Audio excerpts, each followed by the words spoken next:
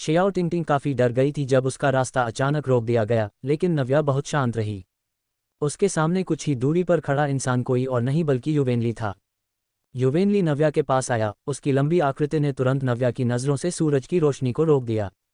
नव्या सहज रूप से एक कदम पीछे हटी, मुस्कुराई और बोली, तुम मेरा रास्ता रोक रहे हो। मैं तुम्हें रात के खाने पर बुला रहा हूँ, युवेनली ने धीमी आवाज में कहा। लोंग जू ने पीछे से चुपचाप अपना माथा मला। वह सचमुच कहना चाहता था कि उसके आका का मौजूदा रूप पूरी तरह से शर्मनाक था। क्या सड़क पर किसी लड़की का रास्ता रोकना और उसे रात के खाने पर बुलाने की पेशकश करना सचमुच उचित है? नव्या के होंठ फड़क उठे और वह बोली, कोई ज़रूरत नहीं है। युवेनली ने उसे रात के खाने पर बुलाया। वह जाने के मूड में नहीं थी। क्या तुम मुझे इतनी सी भी इज्जत नहीं दोगी?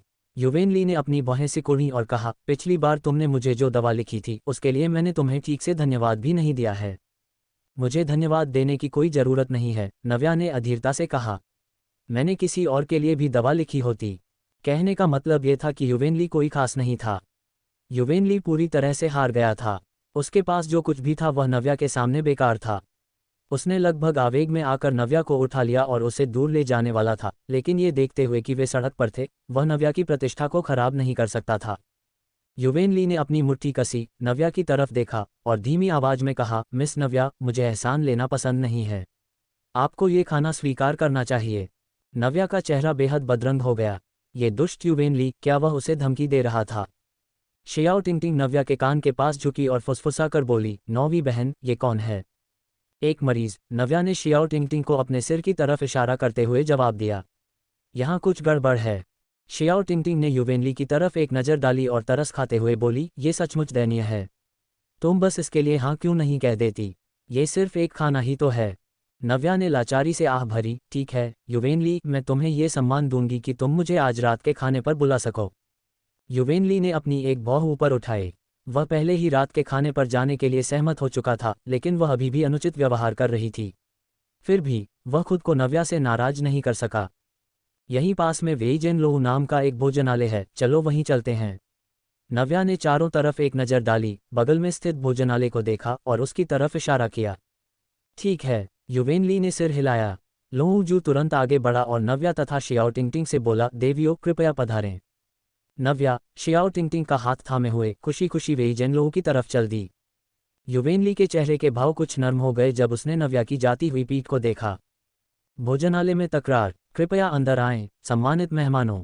वेइजेनलोह भोजनालय पहुंचने पर सेवक ने नव्या और बाकी लोगों का गर्मजोशी से स्वागत किया। क्या आपके पास कोई निजी कमरे हैं? लोंगजू ने पूछा। हाँ, बेशक, सेवक ने बार बार सिर हिलाया, उन्हें एक निजी कमरे में ले जाने का इरादा रखते हुए। कोई ज़रूरत नहीं है, नव्या ने अपना हाथ हिलाया और कहा, मुझे तीसरी मंजिल पर छोटे कक्ष में पश्चिम की खिड़की के पास एक जगह चाहिए। क्या कोई जगह खाली है? सेवक एक पल के लिए रुका, फिर बार बार सिर हिलाते हुए बोला, हाँ हाँ, कृपया अंदर आएं। लोंगजू निशब्द रह गया, लेकिन उसे और युवेनली को स्वाभाविक रूप से नव्या के निर्देशों को सुनना पड़ा कि कहाँ जाना है। उनका समूह तीसरी मंजिल पर गया और उन्हें तीसरी मंजिल पर छोटे कक्ष में एक खिड़की वाली जगह पर ले जाया गया। यहाँ बैठने पर आप सड़क का नज़ारा देख सकते हैं, और सबसे अच्छा नज़ारा तब होता है जब आप पश्चिम की तरफ मुँह करते हैं और सूरज ढल रहा होता है। सूरज पहले ही ढल रहा था और जब तक वे अपना खाना खत्म करते तब तक लगभग सूर्यास्त हो चुका होता। हालांकि युवेनली को शोरगुल वाला कक्ष पसंद नहीं था, लेकिन वह नव्या को अपनी मर्जी चलाने दे सकता था क्योंकि उसे यह पसंद था। नव्या के बैठने के बाद उसने अपने सामने बैठे युवेनली को नज़रअंदाज कर दिया और बस अपने बगल में बैठी शियाओ टिंगटिंग से बातें करती रही। बहन, मैं तुम्हारे बालों में तितली के सपने वाला कांटा लगा देती हूँ। नव्या ने शियाओ टिंगटिंग के हाथ से कांटा लिया, उसे पहनाया और खुशी से बोली, कितनी खूबसूरत लग रही हो। शियाओ टिंगटिंग शर्माते हुए मुस्कुराए, उसकी आंखें खुशी से चमक रही थीं। युवेनली उन दोनों बहनों की बातचीत देखकर बेहद झुंझला रहा था। भले ही नव्या उसके साथ खाना खाने आई थी, लेकिन वह उसके साथ ऐसा बर्ताव कर रही थी जैसे वह वहाँ हो ही नहीं, जो सचमुच अप्रिय था। औरत, क्या तुम्हें मुझे इस तरह नज़रअंदाज करने की ज़रूरत है? युवेनली ने असंतोष के साथ कहा। नव्या तब उसकी तरफ मुड़ी और हल्का सा मुस्कुराई, सेनापति युवेन, क्या आपको किसी चीज़ की ज़रूरत है? शियाओ टिंगटिंग चौंक गई और उसने धीमी आवाज़ में पूछा, नौवीं बहन, वह आखिर है कौन? क्या तुमने नहीं कहा था कि वह एक मरीज है? क्या कोई मरीज सेनापति बन सकता है? युवेनली के होंठ फड़क उठे। जब उन्होंने कहा था कि वह बीमार है तो वह चुप रहा था, लेकिन अब उन्होंने इसे दोबारा कहने की हिम्मत की। भले ही मैं बीमार हूँ तो वह उसी की वजह से है जिससे मैं इतना गुस्से में हूँ। युवेनली ने नव्या से यह बात कही। शियाओ टिंगटिंग ने युवेनली की बातों में गुस्सा महसूस किया और जल्दी से चुप हो गई। हवा का प्रवाह कुछ अजीब लग रहा था। शियाओ टिंगटिंग को अचानक लगा कि नव्या को इस अजनबी आदमी के साथ खाना खाने के लिए राजी करना कितनी बड़ी बेवकूफ़ी थी। युवेनली, मुझसे इस तरह बात करना बंद करो, नव्या ने चिढ़ते हुए कहा। तुम ही हो जिसने खुद को बीमार किया है, मुझे दोष मत दो। तुम केवल मेरे खिलाफ जाकर ही खुशी महसूस करती हो, है ना? युवेनली ने अपनी भौहें सिकोड़ी। मत भूलना, अगर मैं सचमुच तुम्हें फंसा लूं तो क्या तुम बच सकती हो? कितना दबंग आदमी है, नव्या ने गुस्से में कहा। युवेनली, हम दोनों की अपनी अपनी जिंदगी है। बिना किसी कारण के मुझे उकसाने के लिए यहाँ मत आओ। मैं इसके लिए तुम्हें धन्यवाद दूंगी। युवेनली ने नाखुशी से अपनी भौहें सिकोड़ी। वह सचमुच नव्या को गुस्सा नहीं दिलाना चाहता था, लेकिन अंत में इसका उल्टा ही असर हुआ। ठीक है, मैं तुम्हें खाना खिलाने लाया हूँ, यह कोई बहुत बड़ी बात नहीं है ना? युवेनली ने नर्म स्वर में कहा।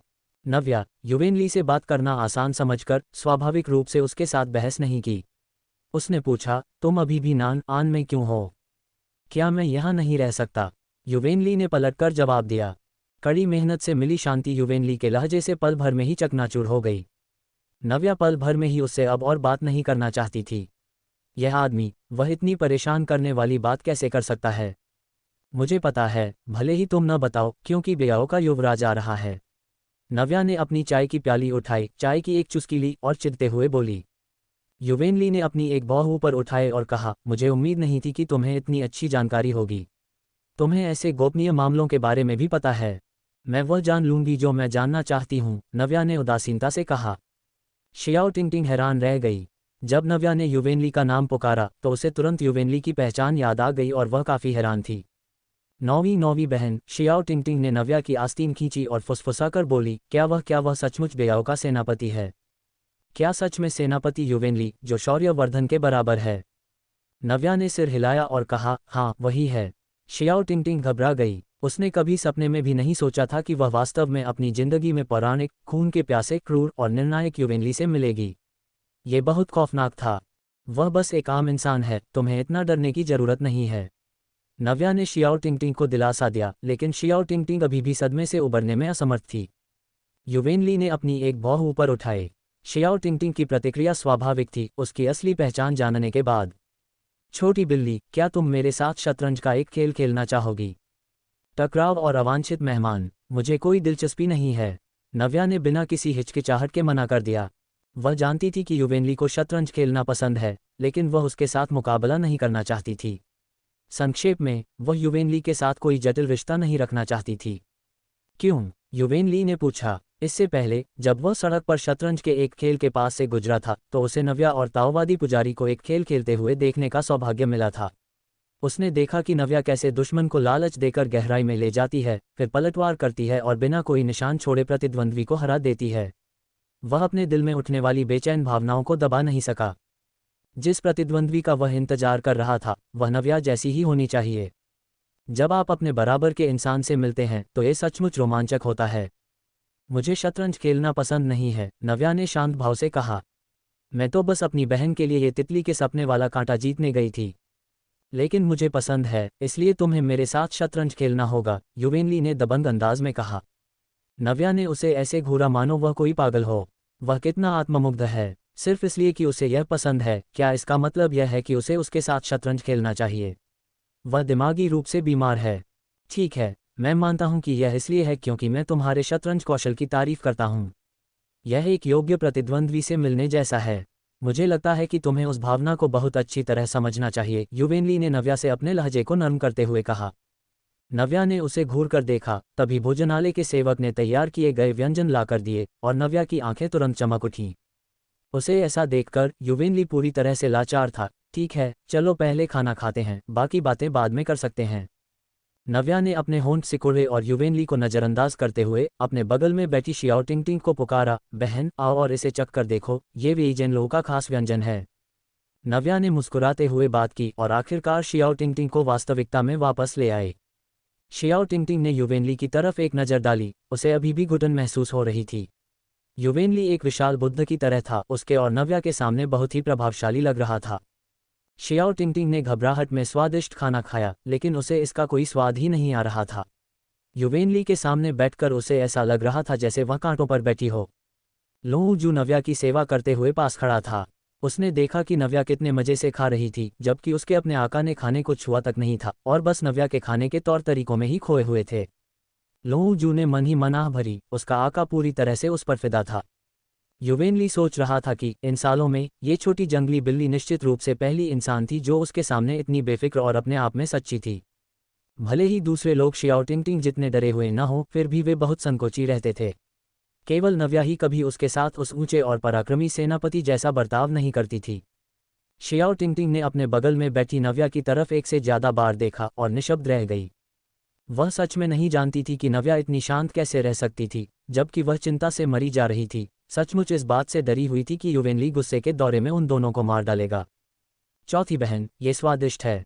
जब नव्या खाने में व्यस्त थी, तब वह शियाओ टिंगटिंग की थाली में कुछ स्वादिष्ट खाना रखना नहीं भूली। तुम्हें ये सबसे ज्यादा पसंद है और खाओ। शियाओ टिंगटिंग चुपचाप खा रही थी, लेकिन उसके गले में एक गांठ सी महसूस हो रही थी। ये देखकर कि नव्या पर कोई असर नहीं हुआ है, उसने अपना सिर नीचे कर लिया और खुद को अपने खाने में दफन कर लिया। युवेनली नव्या को घूरता रहा, लेकिन नव्या ने उसकी तरफ एक नज़र भी नहीं डाली। फिर भी वह डिग रहा, मानो उसे देखना ही अपने आप में एक खुशी हो। अचानक पीछे से एक तेज धार वाला हथियार फेंका गया, जिसका निशाना सीधे नव्या की पीठ पर था। युवेनली की आंखें ठंडी पड़ गईं और उसने अपनी चॉपस्टिक झटकी, जो उड़कर सीधे तेज धार वाले हथियार पर जा लगी। छनक की आवाज के साथ तेज धार वाला हथियार जमीन पर गिर गया, जिससे एक तीखी आवाज हुई। नौवीं बहन, शियाओ टिंगटिंग घबरा कर खड़ी हो गई। ये देखकर कि नव्या ठीक है, वह मुड़ी और उसने उस दिशा में देखा। छोटे कक्ष के प्रवेश द्वार पर शियांग शिनपिंग और शियांग मेंगलुओ गुस्से में उनकी तरफ चले आ रहे थे।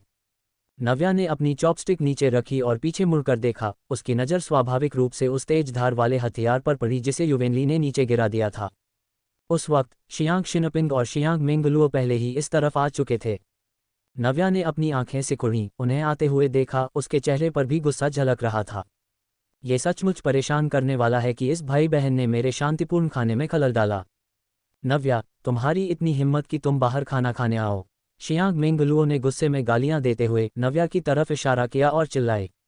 नव्या ने अपना सिर झुकाया और उपहास करते हुए बोली, मिस शियांग, क्या आपको किसी चीज़ की ज़रूरत है? दिखावा करना बंद करो। शियांग मेंगलुओ ने दांतते हुए कहा। नव्या, क्या तुमने शियांग परिवार के साथ जो किया है वह तुमने ही किया है? शियांग परिवार, क्या हो रहा है? नव्या ने उलझन में पूछा। ऐसा लगता है कि शियांग परिवार के गुप्त रक्षकों का मामला और भी गंभीर हो गया है। शियांग शिनपिंग और शियांग मेंगलुओ का मानना है कि इसके लिए नव्या जिम्मेदार थी। हालांकि उनके पास कोई सबूत नहीं है, लेकिन उनके पास फिलहाल कोई बेहतर विकल्प नहीं है, इसलिए वे सीधे नव्या से हिसाब किताब करने आए हैं। नव्या को यह सचमुच मनोरंजक लगा। क्या शियांग भाई बहनों का दिमाग खराब हो गया था? शियांग मेंगलुओ और शियांग शिनपिंग पहले ही नव्या के सामने आ चुके थे और काफी करीब थे, लेकिन नव्या बैठी रही, उसने उठने का कोई इरादा नहीं दिखाया। नव्या की शांति को देखकर शियाओ टिंगटिंग भी उदास होकर बैठ गई। नव्या, इधर उधर की बातें मत करो। क्या तुमने हमारे शियांग परिवार के गुप्त रक्षकों की जानकारी कार्मिक मंत्रालय को दी है? शियांग शिनपिंग ने नव्या से बर्फीली आंखों से पूछा। नव्या ने अपनी एक भौं ऊपर उठाए और कहा, शियांग परिवार के काम का मुझसे क्या लेना देना है? शियांग शिनपिंग ने अपनी मुट्ठियां कस लीं। नव्या के साथ उसका धैर्य अपनी सीमा तक पहुंच चुका था। अगर तुम नहीं थी तो कौन था? मेंगलुओ और जिन, क्या तुम ये कहने की हिम्मत कर सकती हो कि ऐसा तुमने नहीं किया? शियांग शिनपिंग ने गुस्से में कहा। नव्या ने उपहास किया। क्या तुम उनके लिए खड़े होने वाले हो? शियांग शिनपिंग, मैं तुम्हें अपनी खुद की क्षमताओं के बारे में 2 बार सोचने की सलाह देती हूँ। नव्या, शियांग शिनपिंग ने अपने दांत पीसे। वह बहुत गुस्से में था। उसने माना कि उसने नव्या के साथ बुरा बर्ताव किया था, लेकिन किसने सोचा होगा कि नव्या इतनी शातिर होगी। युवेनली ने अपनी भौहें सिकोड़ीं। उसे अब जाकर नव्या का नाम पता चला, लेकिन उसे लगा जैसे उसने ये नाम पहले कहीं सुना हो, हालांकि वह इसे ठीक से याद नहीं कर पा रहा था। तभी शियांग मेंगलुओ ने नव्या की मेज पर बैठे अन्य लोगों पर ध्यान दिया। उसने युवेनली की तरफ देखा और तुरंत उसकी तरफ आकर्षित हो गई। युवेनली को देखकर उसे तुरंत एहसास हुआ कि बेलियू तो कुछ भी नहीं था। युवेनली को अपने ऊपर एक तीखी नज़र महसूस हुई और वह उस तरफ देखे बिना नहीं रह सका। उस एक नज़र के साथ उसे शियांग मेंगलुओ से घृणा महसूस हुई। शियांग मेंगलुओ शालीनता से आगे बढ़ी और युवेनली से कोमल आवाज में बोली, प्रणाम श्रीमान। युवेनली ने अपनी भौहें सिकुड़ीं। वह ध्यान देने के लिए बहुत आलसी था। आहत होने के बावजूद शियांग मेंगलुओ ने अभी भी अपने होंठ चबाए और कहा, श्रीमान, क्या आप जानते हैं कि आपके सामने बैठी यह औरत किस तरह की इंसान है? मुझे डर है कि आपको धोखा दिया जाएगा, इसलिए मैं आपको ये बताने आई हूँ। न केवल नव्या उलझन में थी, बल्कि शियांग शिनपिंग भी पूरी तरह से घबरा गया था। वे भाई बहन स्पष्ट रूप से नव्या के साथ हिसाब चुकता करने आए थे, लेकिन उसकी बहन को क्या हो गया है? क्या वह यहाँ मर्दों को लुभाने आई थी? शियांग शिनपिंग ने मन ही मन सोचा, उसे पूरी तरह से निशब्द महसूस हो रहा था। नव्या ने अपने होंठ सिकुड़े और युवेनली तथा शियांग मेंगलुओ को आराम से देखती रही। वह देखना चाहती थी कि युवेनली इस तरह के सड़े हुए आड़ू के फूल से कैसे निपटेगा। युवेनली का चेहरा पीला पड़ गया। उसे मेंगलुओ का नखरेबाज और डरपोक अंदाज बेहद घृणित लगा। मेंगलुओ, तुम क्या कर रही हो? शियांग शिनपिंग ने गहरी आवाज में कहा। शियांग मेंगलुओ की ओर देखते हुए उसकी आंखें निराशा से भरी थीं। शियांग मेंगलुओ को बहुत बुरा लगा और उसने शियांग शिनपिंग से कहा, भाई, मैं नहीं चाहती कि नव्या इस युवा मालिक को धोखा दे। ये युवा मालिक स्पष्ट रूप से कोई साधारण व्यक्ति नहीं है। हम नव्या को हमें मूर्ख बनाने नहीं दे सकते। शियांग शिनपिंग का चेहरा काला पड़ गया, लेकिन वह नव्या के सामने शियांग मेंगलुओ की बहुत स्पष्ट रूप से आलोचना नहीं करना चाहता था, कहीं ऐसा न हो कि नव्या उस पर हंसे। शियाओ टिंगटिंग ने चिढ़कर कहा, पाखंडी। शियाओ टिंगटिंग, तुम्हारा इससे क्या मतलब है? शियांग मेंगलुओ ने तुरंत अपना गुस्सा शियाओ टिंगटिंग की ओर मोड़ते हुए कहा, हाँ, मैं भूल गई थी, तुम दिन भर नव्या की रक्षा करती हो, इस हद तक कि तुम्हें अपनी माँ की भी परवाह नहीं है। तुम जैसी नालायक बेटी को तो टुकड़े टुकड़े कर देना चाहिए। शियाओ टिंगटिंग का चेहरा बहुत पीला और शर्मिंदा था। जब शियांग मेंगलुओ ने उन खूनी घावों को उजागर किया तो वह कांपने से खुद को नहीं रोक पाए। भले ही उसके पास कई कारण थे, लेकिन उसने मेंगलुओ को जो बताया वह सच था। उसने वास्तव में अपनी जैविक मां को छोड़ दिया था और वह वास्तव में नव्या के साथ रहना पसंद करती थी। निशब्द। शियाओ टिंगटिंग, तुम दयनीय हो। इससे पहले कि शियांग मेंगलुओ अपनी बात पूरी कर पाती, उसके चेहरे पर एक तमाचा पड़ा। शियांग मेंगलुओ ने दर्द से अपना चेहरा ढक लिया। वह हैरान दिख रही थी। जब उसने फिर से ऊपर देखा तो नव्या पहले से ही उसके सामने थी। नव्या, तुम कमीनी, तुम्हारी मुझे मारने की हिम्मत कैसे हुई? शियांग मेंगलुओ ने दांत पीसते हुए कहा। नव्या शियांग मेंगलुओ के सामने खड़ी थी और वह थप्पड़ उसी ने शियांग मेंगलुओ को मारा था। वह मेंगलुओ द्वारा अपने बारे में कही गई बातों को मजाक के रूप में ले सकती थी, लेकिन उसकी शियाओ टिंगटिंग के बारे में ऐसी बातें कहने की हिम्मत कैसे हुई? शियाओ टिंगटिंग पहले से ही काफ़ी संवेदनशील थी और इन शब्दों ने निश्चित रूप से उसे बहुत आहत किया होगा। नव्या को और भी ज़्यादा गुस्सा आ गया और स्वाभाविक रूप से वह अब इसे बर्दाश्त नहीं कर सकती थी। शियांग मेंगलुओ, अगर तुमने फिर से बकवास की तो मैं तुम्हें 1000 टुकड़ों में काट दूंगी। नव्या ने अपने होंठ सिकुड़े और धीमी आवाज में कहा। उसका लहजा व्यंग्य और गुस्से से भरा था। ये शियांग मेंगलुओ मूर्ख है, लेकिन बहुत होशियार होने का दिखावा करने पर जोर देती है। वह घृणित है। शियांग मेंगलुओ इतनी डर गई थी कि वह बोल नहीं पा रही थी। शियांग शिनपिंग जल्दी से आगे बढ़ा और शियांग मेंगलुओ को पीछे खींचते हुए नव्या से बोला, नव्या, तुम केवल मेरी बहन को डरा सकती हो। मैं तुम्हें बता दूं, स्वर्ग देख रहा है कि लोग क्या करते हैं। तुमने जो किया है उसकी सजा स्वर्ग तुम्हें देगा। नव्या मुस्कुराई। उसकी मुस्कान आड़ू के फूल की तरह चमकदार थी। उसकी शिनपिंग से ऐसी बातें कहने की हिम्मत कैसे हुई? शियांग परिवार ने कितने जघन्य काम किए हैं। शियांग शिनपिंग, मैं भी तुम्हें यही बात वापस कहूंगी।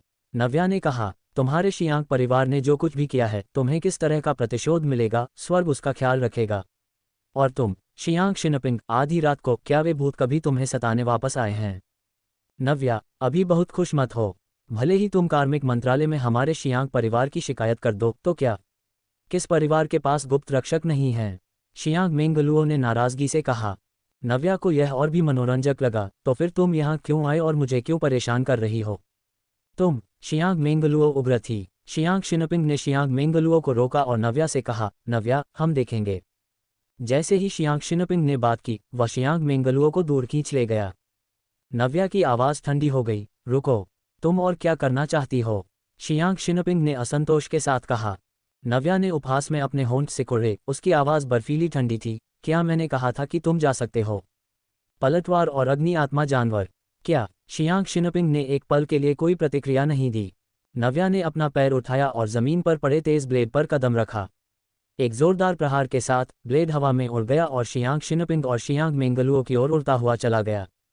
शियांग शिनपिंग के चेहरे के भाव बदल गए। उसने शियांग मेंगलुओ को दूर धकेल दिया और खुद भी बचकर निकल गया। तेज ब्लेड बाहर निकला और अपने साथ एक अत्यंत भयंकर आभा लेते हुए बगल के लकड़ी के खंभे में जा धंसा। तुम, नव्या, क्या तुम बहुत आगे नहीं बढ़ रही हो? शियांग शिनपिंग ने ठंडे चेहरे के साथ नव्या से पूछताछ की।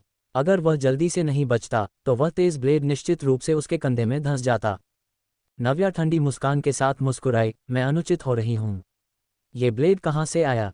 शियांग मेंगलुओ की आंखें इधर उधर घूम रही थीं और उसने कहा, चाहे जो भी हो तुम ऐसा नहीं कर सकती। हम तुम्हें चाकू भी नहीं मार पाए, लेकिन तुमने मुझे और मेरे भाई को लगभग चोट पहुंचा ही दी थी। नव्या निशब्द थी। क्या शियांग शिनपिंग और शियांग मेंगलुओ इससे ज़्यादा बेशर्म हो सकते हैं? उन्हें पीठ पीछे किसी को चोट पहुंचाना सही लगता है तो वह पलटवार क्यों नहीं कर सकती? उन दोनों में ये कहने की हिम्मत है कि उनका निशाना चूक गया। वह सचमुच उनके चेहरों पर हंसना चाहती है। तुम लोग इतने बेशर्म कैसे हो सकते हो? शियाओ टिंगटिंग खुद को कहने से रोक नहीं पाए, अगर अभी इस युवा मालिक की मदद नहीं होती तो वह तेज ब्लेड नौवीं बहन को चोट पहुंचा देता। न केवल तुम माफ़ी मांगते हो बल्कि तुम परेशानी पैदा करने की हिम्मत भी करते हो। भले ही नौवीं बहन ने तुम्हें मार दिया होता, चाकू मारने की तो बात ही छोड़ दो, तुम इसी के लायक थे। शियाओ टिंगटिंग को सचमुच लगा कि वह भी इसे अब और बर्दाश्त नहीं कर सकती।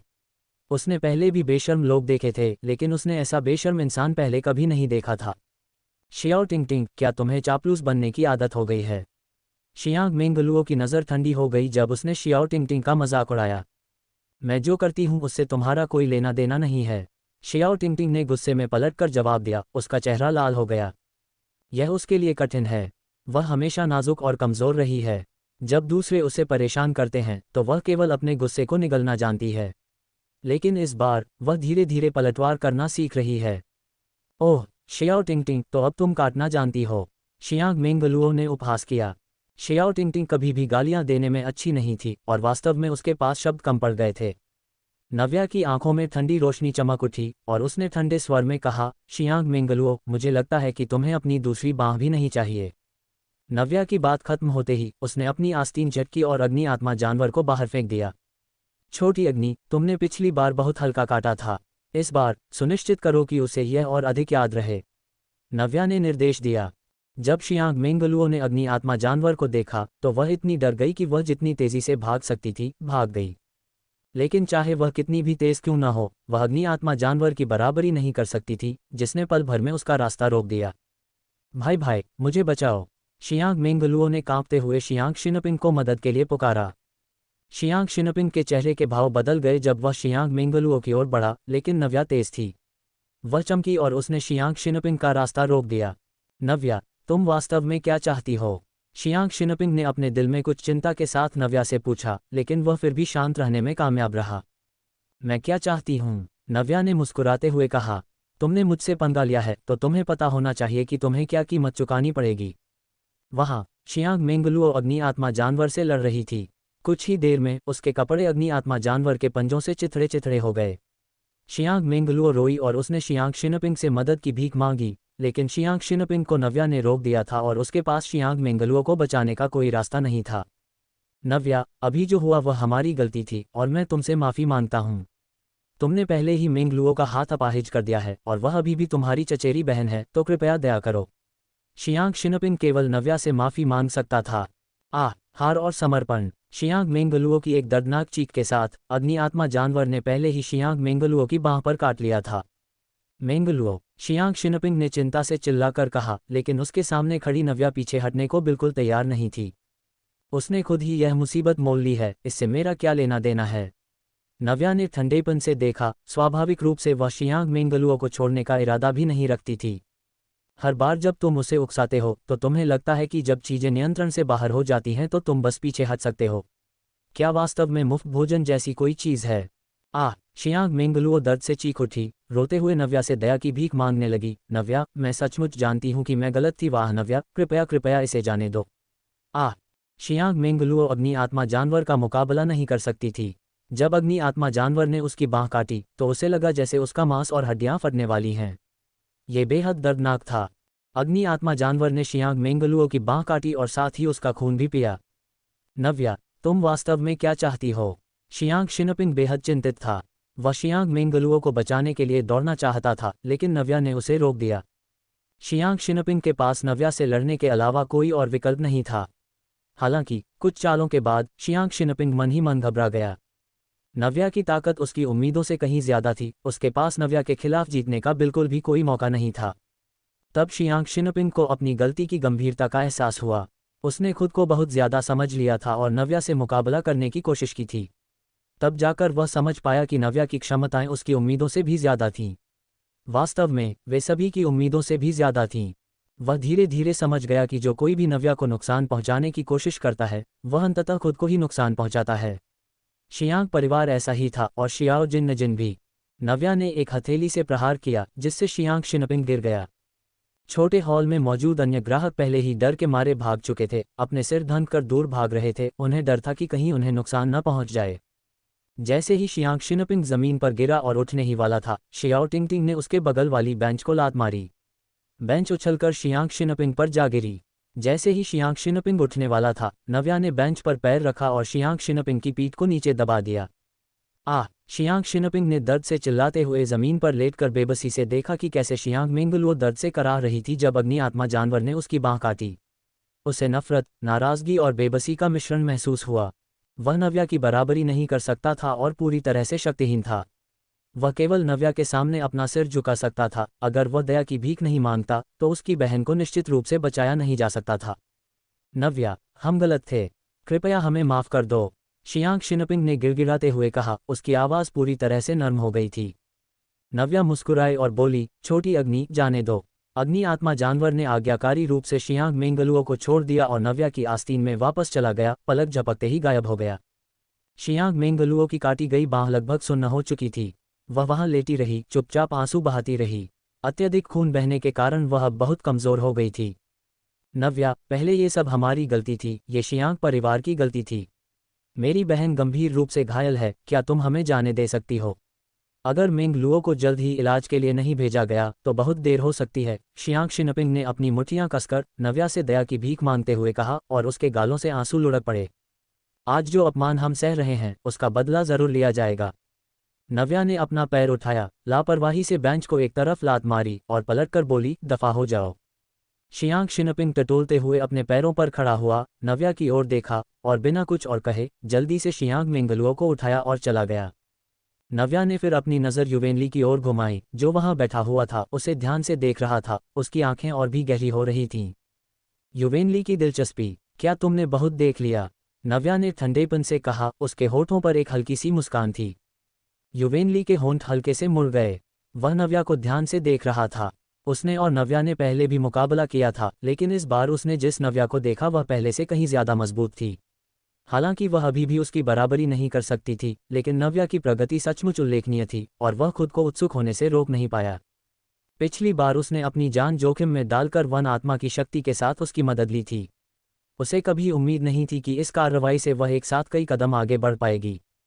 पर्याप्त नहीं है, मैं इसे जीवन भर के लिए देखना चाहता हूँ, युवेनली ने धीरे धीरे कहा, गंभीर स्वर में चिढ़ाते हुए।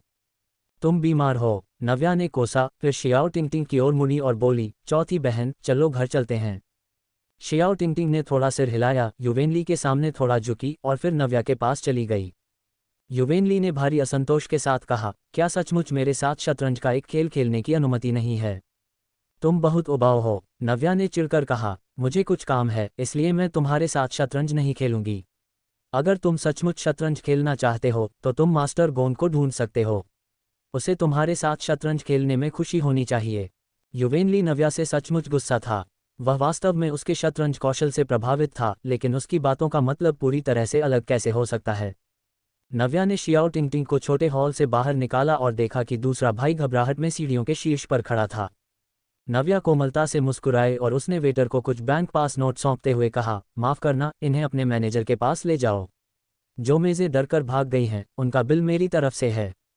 इससे पहले कि वेटर कोई प्रतिक्रिया दे पाता, नव्या पहले ही शियाओ टिंगटिंग को नीचे खींच चुकी थी। युवेनली ने स्वाभाविक रूप से नव्या की हरकतें देखीं और उसने लाचारी और निराशा के मिश्रण के साथ कहा, वह निश्चित रूप से उदार है। लोंगजू करीब झुका और पूछा, मास्टर, अब जब हमें इस मिस नव्या का नाम पता है तो क्या हमें उसकी पृष्ठभूमि की जांच करनी चाहिए? कोई ज़रूरत नहीं है, युवेनली ने अपना सिर हिलाया। मैं जानबूझकर उसकी जांच नहीं करना चाहता। लेकिन आप ये भी नहीं जानते कि मिस नव्या कौन है, लोंगजू ने उलझन में कहा। इतने विवरण जानने की कोई ज़रूरत नहीं है। मैं कल भी दवा की कुटिया में ही रहूंगा। वह देर सबेर वहां आएगी, युवेनली ने बेपरवाही से कहा। लोंगजू पूरी तरह से अवाक रह गया। इतनी कम भावनात्मक बुद्धिमत्ता के साथ वह किसी लड़की का दिल कैसे जीत सकता है? लोंग जू ने अपनी शंकाएं व्यक्त की, लेकिन भले ही उसे लगा कि युवेनली का तरीका गलत है, फिर भी उसने कुछ कहने की हिम्मत नहीं की। वेई जिन लो से निकलने के बाद भी शियाओ टिंगटिंग को अभी भी लग रहा था कि वह कोई सपना देख रही है। नौवीं बहन, क्या वह सचमुच बेयाओ का महान सेनापति है? बीली और नानयुवान के सेनापति युवेनली। शियाओ टिंगटिंग ने अपनी आवाज़ को न कांपने देने की पूरी कोशिश करते हुए ईमानदारी से पूछा। हाँ, वही है, नव्या ने सिर हिलाया। यह अविश्वसनीय है। शियाओ टिंगटिंग को अभी भी एक डर सता रहा था। नौवीं बहन, तुम नहीं जानती कि मैं उसके सामने कितनी घबराई हुई थी। उसकी आभा बहुत मजबूत थी। मुझे उसके सामने एक चॉपिंग बोर्ड पर मछली जैसा महसूस हुआ। अगर वह सावधान नहीं रहता तो शायद उसने मुझे मार ही दिया होता। यह इतना बड़ा चढ़ाकर नहीं है, नव्या हंसी। युवेनली उस तरह का इंसान नहीं है जो अंधाधुंध हत्या करता हो। चौथी बहन, क्या तुम कुछ ज्यादा नहीं सोच रही हो? नहीं, शियाओ टिंगटिंग ने बार बार कहा। नौवीं बहन, तुम्हें शायद नहीं पता, हालांकि सेनापति युवेन और राजकुमार जान समान रूप से प्रसिद्ध हैं। राजकुमार जान, हालांकि वे ठंडे और क्रूर हैं, उनके बारे में कोई अपमानजनक बातें नहीं फैली हैं, लेकिन ये सेनापति युवेन अलग है। सचमुच, जब मैं उसके सामने होती हूँ तो बस उन बातों के बारे में सोचकर जो मैंने सुनी है, मुझे बहुत असहज महसूस होता है। ऐसा कैसे अलग है? नव्या ने उलझन में पूछा। शियाओ टिंगटिंग ने नव्या को कुछ बातें बताईं जो उसने सुनी थी, और नव्या काफ़ी प्रभावित हुई। पता चला कि युवेनली का अतीत इतना दुखद था। युवेनली की माँ जोंगई की एक राजकुमारी थी और उनके पिता बेयाओ के एक सेनापति थे। जब युवेनली 7 साल का था तो उसके माता पिता एक भयंकर युद्ध में मारे गए। उस युद्ध में युवेनली भी मौजूद था, जिसमें बेयाओ की सेना का सफाया हो गया था। 10 मील तक झुलसी हुई जमीन जो जीवन से रहित थी, फिर भी वह चमत्कारिक रूप से लाशों से भरी उस मृत भूमि से बाहर निकल आया। 7 दिन और 7 रात तक चलता रहा। कोई नहीं जानता कि वह उन 7 दिनों तक कैसे जिंदा रहा। उसके बाद युवेनली 5 साल तक गायब रहा। जब वह वापस लौटा तो वह केवल 12 साल का था, लेकिन उसने खुद को युद्ध के मैदान में झोंक दिया और एक के बाद एक किंवदंती बनाई। अपनी प्रसिद्धि और सफलता के चरम पर उसने लेई डोमेन की रक्षा करने के बारे में सोचा, जहां उसके माता पिता की मृत्यु हुई थी, और इसे एक शानदार जगह में विकसित किया। जिस समय युवेनली ने एक सेनापति के रूप में काम किया, उस दौरान उनके बारे में अफवाहें जोरों पर थीं। कुछ लोगों का कहना है कि युवेनली ने उस युद्ध में अपने गिरे हुए सैनिकों का मांस और खून खाकर अपनी जान बचाई। इस अफवाह की कभी पुष्टि नहीं हुई है, लेकिन युवेनली ने कभी इससे इनकार भी नहीं किया है। नतीजतन हर कोई युवेनली से डरता है, यह मानते हुए कि वह इंसानों का मांस भी खा सकता है। इसके अलावा लोगों को मारने में युवेनली की क्रूरता, दुष्टता और निर्ममता के बारे में भी अफवाहें व्यापक रूप से फैली हुई थीं।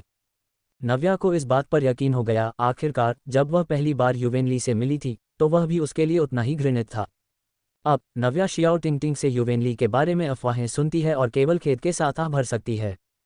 हालांकि सेनापति युवेन की पृष्ठभूमि काफ़ी दुखद है, फिर भी मुझे उनकी उपस्थिति में इतना उत्पीड़ित महसूस होता है।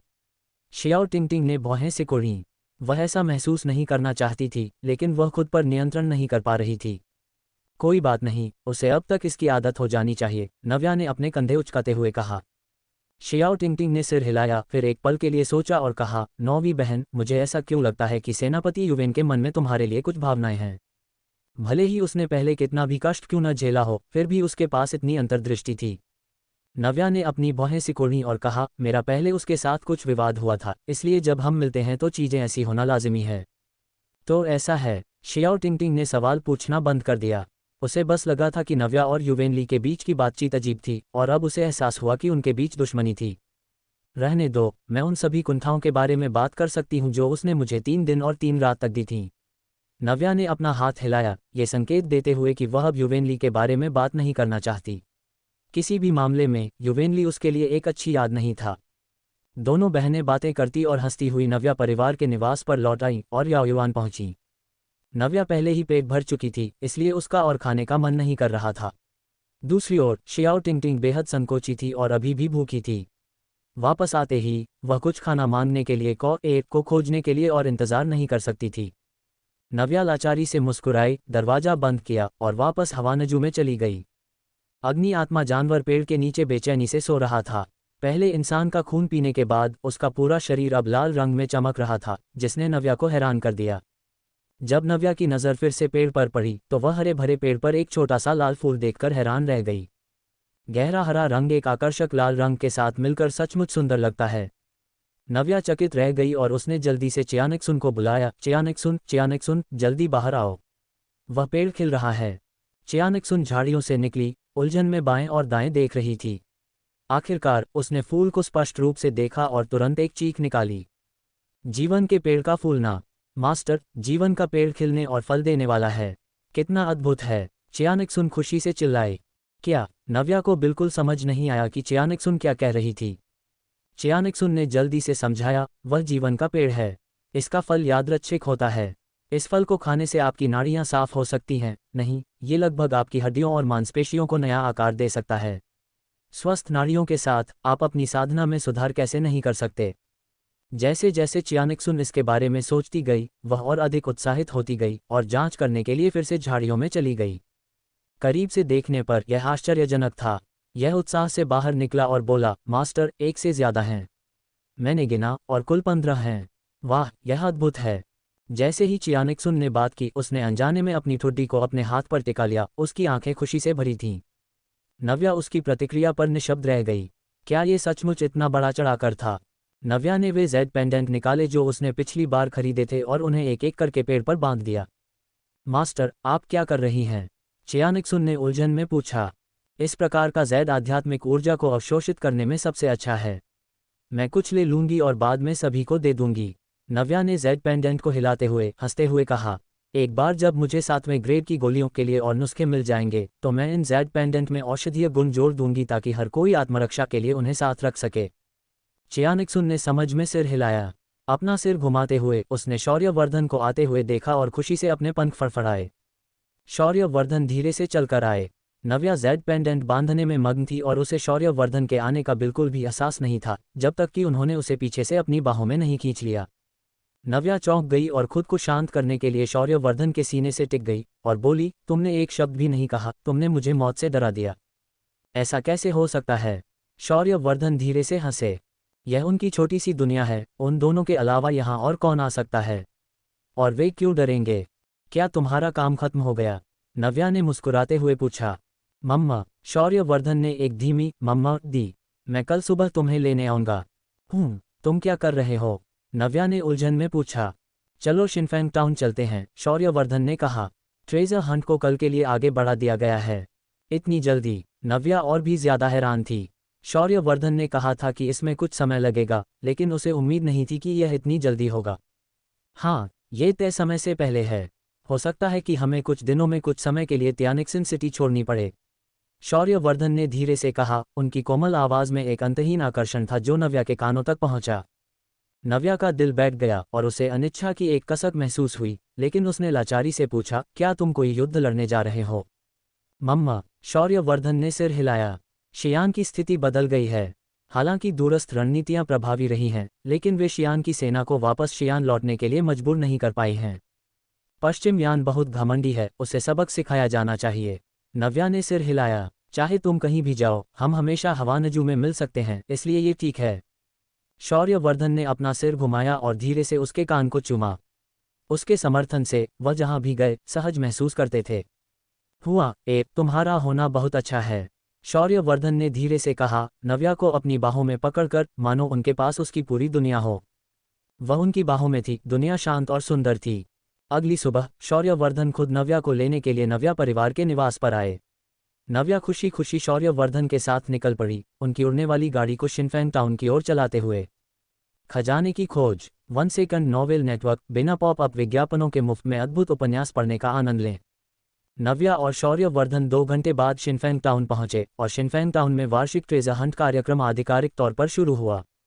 Readers of the lost arc कार्यक्रम अखाड़े में होता है, जो विंडवर्ड टाउन के केंद्र में स्थित है। जब नव्या और शौर्यवर्धन घटनास्थल पर पहुंचे तो उन्होंने पाया कि यह पहले से ही लोगों से खचाखच भरा हुआ था। हर कोई कतार में खड़ा था और अखाड़े में प्रवेश करने के लिए सोने की एक निश्चित राशि की आवश्यकता थी। लंबी कतार न जाने कहां तक फैली हुई थी। नव्या ने झुंझलाहट में शौर्यवर्धन को घूरा। हमें पहले आना चाहिए था, अब हमें कितना इंतजार करना होगा। अंतहीन कतार को देखते हुए नव्या ने विलाप किया। 3 अखाड़े एक ही समय पर खुले रहेंगे, जिसमें प्रत्येक अखाड़े में अधिकतम 200 लोग होंगे। अखाड़े में हारे हुए लोग स्वचालित रूप से बाहर कर दिए जाएंगे। जब अखाड़े में लोगों की संख्या 200 से कम हो जाएगी तो बाहर के लोग प्रवेश कर सकते हैं। इतना अजीब नियम, नव्या ने आश्चर्य से कहा। हर बार केवल 200 लोग और 3 अखाड़ों में केवल 600 लोग। लेकिन यहाँ कम से कम 6000 लोग हैं। अगर हम इस तरह इंतज़ार करते रहे तो बहुत लंबा समय लग जाएगा। प्रत्येक व्यक्ति के पास किसी भी अखाड़े में प्रवेश करने का केवल एक ही मौका है। जिन्हें बाहर कर दिया गया है वे अब प्रवेश करने के पात्र नहीं हैं। ऐसा लग सकता है कि बहुत सारे लोग हैं, लेकिन वास्तव में बहुत कम विशेषज्ञ हैं। 6000 लोगों में से कम 5500 पूरी तरह से निचले स्तर पर हैं। उद्धरण चिन्ह। धैर्यपूर्वक इंतजार करो, बस मुझ पर विश्वास करो। शौर्यवर्धन ने नव्या को आंख मारी। नव्या ने लाचारी से आह भरी, लेकिन इंतजार करने के अलावा वह और क्या कर सकती थी। क्या हो रहा है? मुझे तो पक्का पता भी नहीं है कि क्या हो रहा है, और मुझे पहले ही बाहर कर दिया गया है। 1000 सोने के सिक्के नाले में बह गए। हाँ, मैं भी अंदर गया था और इससे पहले कि मैं कुछ साफ देख पाता कोई मुझसे टकरा गया। मुझे अभी भी चक्कर आ रहा है, कौन जानता है कि वहाँ क्या हुआ। हाँ, मैं पिछले साल भी गया था और मैंने पिछले साल एक खजाने का संदूक भी देखा था, लेकिन इस साल मुझे एक भी चीज़ नहीं दिखी। मुझे भी। जो लोग गुजर रहे थे वे कोस रहे थे और गालियां दे रहे थे, उनमें से हर एक धर्मी आक्रोश से भरा हुआ था। इन सभी लोगों को बाहर कर दिया गया था और उनकी बातचीत से जो लोग अभी तक अंदर नहीं गए थे वे जानकारी का एक उपयोगी टुकड़ा निकाल सकते थे। यही कारण है कि इस साल का इंडियाना जोन्स पिछले सालों से थोड़ा अलग है। नव्या ने कभी ट्रेजर हंट कार्यक्रम में भाग नहीं लिया था, इसलिए उसे नहीं पता था कि यह पिछले सालों में कैसा था। कुछ ही देर में लोगों का एक और समूह बाहर आया, जो पिछले समूह की तरह ही उदास दिख रहा था। इस प्रवृत्ति के बाद थोड़ी देर बाद भीड़भाड़ वाले अखाड़े पंजीकरण क्षेत्र में बहुत ज़्यादा लोग नहीं बचे थे। भीड़ के बिल्कुल सामने एक टेलीपोर्टेशन एरे था, जो विशेष रूप से अखाड़े तक पहुंचने के लिए था। टेलीपोर्टेशन एरे के प्रवेश द्वार पर प्रत्येक तरफ एक व्यक्ति खड़ा है। वे यहाँ के व्यवस्थापक हैं, जो ट्रेजर हंट के पंजीकरण के प्रभारी हैं। कृपया पंजीकरण शुल्क का भुगतान करें, प्रति व्यक्ति 1000 सोने के सिक्के। जब नव्या और शौर्यवर्धन पहुंचे तो व्यवस्थापक की भावहीन यांत्रिक आवाज बाहर आई। शौर्यवर्धन ने लापरवाही से सोने के सिक्कों को व्यवस्थापक की मेज में से एक पर उछाल दिया। व्यवस्थापक ने उन्हें पकड़ा, बैग से सारे सोने के सिक्कों को एक तराजू पर उड़ेला, उन्हें तौला और फिर सिक्कों को तराजू के नीचे एक खजाने के संदूक में डाल दिया। उन्हें आगे बढ़ने का इशारा किया। रेलिंग जो नव्या और शौर्यवर्धन को रोक रही थी वह स्वचालित रूप से दोनों तरफ वापस खींच ली गई, जिससे उन्हें वापस नीचे गिरने से पहले गुजरने का मौका मिल गया। शौर्यवर्धन ने अपना हाथ बढ़ाया और नव्या का हाथ पकड़ लिया और वे दोनों एक साथ टेलीपोर्टेशन एरे में चले गए। टेलीपोर्टेशन और नया अखाड़ा 1 सेकंड नोवेल नेटवर्क। बिना पॉप-अप विज्ञापनों के मुफ्त में अद्भुत उपन्यास पढ़ने का आनंद लें। इसके तुरंत बाद टेलीपोर्टेशन एरे सक्रिय हो गया और हिंसक रूप से घूमने लगा। वूश के साथ एक सफ़ेद रोशनी चमकी और आसपास का नज़ारा पूरी तरह से बदल गया। नव्या ने चारों तरफ देखा और वह आह भरे बिना नहीं रह सकी। ये जगह बहुत ही हाई एंड लग रही थी। शिनफेंग टाउन आना एक दूसरी दुनिया में प्रवेश करने जैसा लगा। ये बहुत जादुई था। दृश्य रुकने के बाद नव्या और शौर्यवर्धन ने खुद को एक पूरी तरह से अपरिचित जगह पर पाया। यह अखाड़ा है, लोग कहाँ हैं? नव्या ने उलझन में भौहें सिकोड़ीं। यह एक खाली घर है, एक बहुत बड़ा खाली घर। घर के केंद्र में एक पुराना लैंप लटक रहा है। इसकी मध्यम रोशनी अंधेरी दीवारों पर एक विशेष रूप से खौफनाक चमक डाल रही है, जो खाली घर के साथ मिलकर इसे और भी भयावह बना देती है। दरवाजा वहाँ है। शौर्यवर्धन नव्या को पत्थर के दरवाजे की दिशा में ले गए। एक बंद दरवाज़ा जिस पर 2 बटन हैं, बाएं बटन पर व्यक्तिगत और दाएं बटन पर टीम लिखा है। संक्षेप में, यह एक ऐसा दरवाज़ा है जहां आप चुन सकते हैं कि स्तर को कैसे पार करना है। नव्या ने शौर्यवर्धन का हाथ झटक दिया, छलांग लगाए और व्यक्तिगत दबाने के लिए अपना हाथ बढ़ाया, लेकिन शौर्यवर्धन ने उसे रोक दिया। कैसा रहेगा अगर मैं किसी को चुनूं?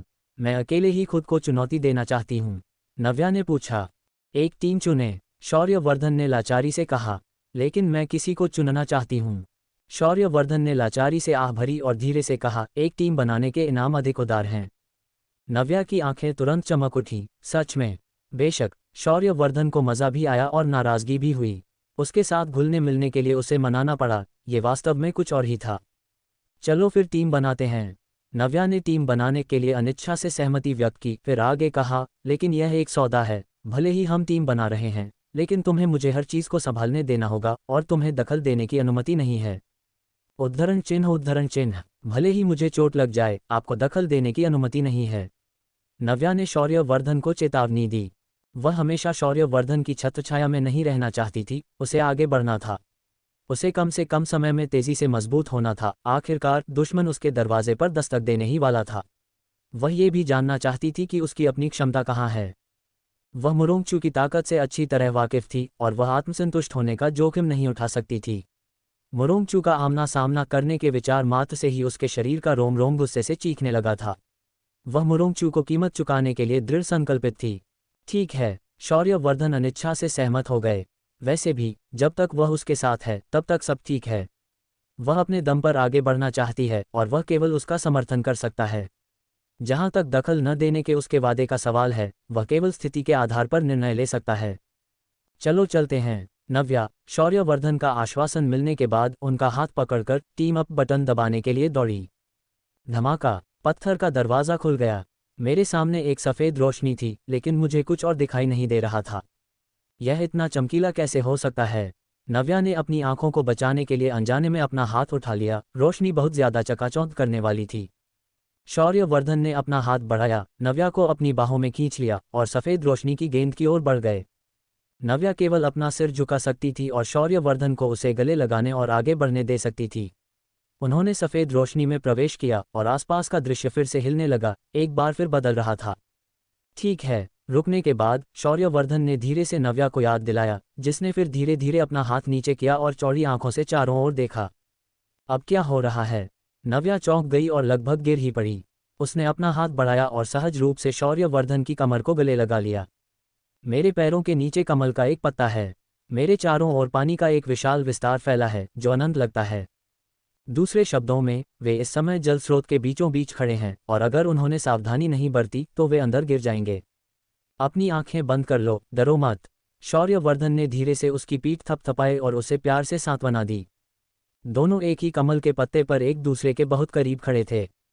नव्या ने अपना माथा शौर्यवर्धन के सीने से टिका दिया और धीरे से हामी भरी। इस समय शौर्यवर्धन के दिल की धड़कन स्थिर और मजबूत थी, मानो उसमें कोई जादुई शक्ति हो जो उसे मानसिक शांति प्रदान कर रही हो। एक पल के लिए उसे लगा कि उसका दिल फिर से अनियंत्रित रूप से कांपने लगा है। शौर्यवर्धन ने उसे एक हाथ से पकड़ रखा था और दूसरे से दिशा को नियंत्रित कर रहे थे, जिससे उनके पैरों के नीचे का कमल का पत्ता धीरे धीरे आगे बढ़ रहा था। जल स्रोत बह रहा था। आसमान गहरा और उदास था और आसपास का वातावरण भी धुंधला था। यहाँ सब कुछ एक दमघोंटू माहौल का एहसास दे रहा था। नव्या को थोड़ी घुटन महसूस हुई और वह केवल शौर्यवर्धन को कसकर पकड़ सकी। इतनी तनाव में मत रहो। अगर तुम गिर भी जाओगी तो बस उछलकर वापस आ जाओगी। शौर्यवर्धन धीरे से हंसे। वह बहुत तनावग्रस्त और सतर्क थी, वह बस यही चाहते थे कि वह थोड़ा आराम करे। सच में? नव्या अजीब तरह से मुस्कुराई, उसे थोड़ा बेहतर महसूस हुआ। हाँ, भले ही तुम पानी में गिर जाओ तो तुम बस उछलकर वापस आ जाओगे, ऐसा नहीं है कि तुम अपनी जान गंवा बैठोगी। डरने की क्या बात है? कमल का पत्ता लगातार आगे बढ़ता रहा, सभी बाधाओं से पूरी तरह बचता हुआ। नव्या ने अपनी आंखें बंद रखीं और नहीं देखा, इसलिए स्वाभाविक रूप से वह नहीं देख सकती थी कि पानी में क्या था। कुछ देर बाद शौर्यवर्धन उसे कमल के पत्ते से दूर ले गए और किनारे की सूखी जमीन पर सुरक्षित उतार दिया। नव्या ने अपनी आंखें खोलीं, शौर्यवर्धन की बाहों में सिमट कर बाएं और दाएं देखा और आखिरकार राहत की सांस ली। आखिरकार पानी से बाहर, अपने पैरों के नीचे ठोस जमीन पाकर बहुत अच्छा लग रहा था। तभी उसे एहसास हुआ कि वह अभी भी शौर्यवर्धन से कसकर चिपकी हुई है। उसका चेहरा लाल हो गया और उसने जल्दी से शौर्यवर्धन को छोड़ दिया, अनजाने में उनके बीच दूरी बनाने के लिए एक छोटा कदम पीछे ले लिया। ओम धन्यवाद। नव्या को थोड़ी शर्मिंदगी महसूस हुई। उसने पहले जोर देकर कहा था कि शौर्यवर्धन को उसके मामलों में दखल नहीं देना चाहिए, लेकिन उसने तुरंत ही अपनी बात का खंडन कर दिया। वह काफ़ी परेशान थी। शौर्यवर्धन की बाहें अचानक खाली हो गईं, लेकिन उन्होंने धीरे से हंसते हुए कहा, क्या मुझे तुम्हारे साथ इतनी औपचारिकता दिखाने की ज़रूरत है? ये कहकर उन्होंने अपना हाथ बढ़ाया और उसके माथे के पास थोड़े बिखरे हुए बालों को संवारा। नव्या ने उनकी ओर देखा और पाया कि वह कितने तनाव मुक्त थे, जिससे उसकी शर्मिंदगी तुरंत गायब हो गई। उनकी उंगलियों के पोरों ने उसकी त्वचा को हल्के से छुआ, जिससे हल्की सी गुदगुदी हुई। ये दृश्य अविश्वसनीय रूप से अस्पष्ट और प्यारा था। उसने अपना ध्यान भटकाने की कोशिश करते हुए पहले वाले जल स्रोत की ओर देखने के लिए अपना सिर घुमाया।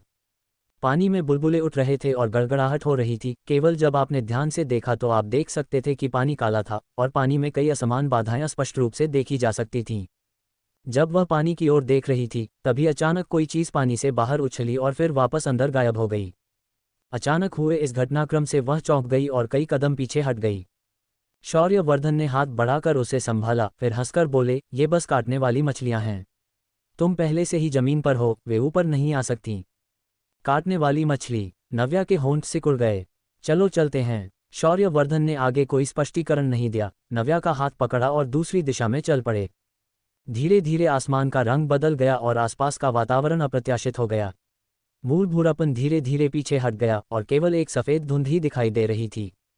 दूर तक सफ़ेद रंग का एक विशाल विस्तार फैला हुआ था, जो या तो पहाड़ी धुंध या क्षितिज जैसा लग रहा था, जिसकी दिशा पहचानी नहीं जा सकती थी। ये, नव्या ने अपनी जीभ पर क्लिक करते हुए आश्चर्य व्यक्त किया। शौर्यवर्धन रुके और उन्होंने अपनी आस्तीन हिलाई। तेज हवा का झोंका आया, जिससे सामने की धुंध छंट गई। धुंध छंटने के बाद सब कुछ साफ दिखाई देने लगा। वे एक चट्टान पर थे। सटीक रूप से कहें तो वे दो चट्टानें थीं जो एक दूसरे के सामने दूरी पर थीं, लेकिन एक हवाई पुल उन्हें बीच में जोड़ रहा था। हालांकि ये हवाई पुल आम पुलों से अलग था। पैदल चलने का पुल चौड़ा था, लेकिन इसे कई चौकोर खानों में बांटा गया था, जो एक छोर से दूसरे छोर तक फैले हुए थे। पुल के एक छोर पर एक बड़ा पत्थर का पांसा रखा हुआ था। नव्या और भी भ्रमित हो गई। क्या ये कोई पांसे का खेल है जहां आप पांसा फेंककर आगे बढ़ते हैं? नव्या ने पूछा। शौर्यवर्धन ने सिर हिलाया और कहा, कुल 100 खाने हैं। लगभग आधे खानों के विशिष्ट प्रभाव होते हैं, ये सब भाग्य पर निर्भर करता है। वहां खेलने का तरीका समझाया गया है। आपको पहली बार शुरू करने के लिए 5 या उससे अधिक अंक लाना होगा। नव्या पूरी तरह से निःशब्द हो गई।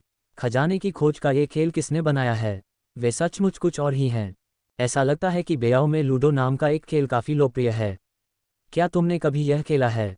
शौर्यवर्धन ने मुस्कुराते हुए पूछा। नव्या का चेहरा तुरंत काला पड़ गया। लूडो का जिक्र आते ही उसे गुस्सा आ गया। वह इसमें बिल्कुल भी अच्छी नहीं थी। लूडो के खेल में आपको शुरू करने के लिए 5 या 6 अंक लाने की आवश्यकता होती है। जब वह बेयाओ में थी तब उसने ये खेल खेला था, और जब बाकी सभी लोगों ने खेल खत्म कर लिया था, तब तक वह शुरू करने के लिए 5 या 6 अंक भी नहीं ला पाई थी। ये देखकर कि खजाने की खोज नामक ये खेल वास्तव में लूडो की तर्ज पर बनाया गया था, वह पूरी तरह से गुस्से में थी।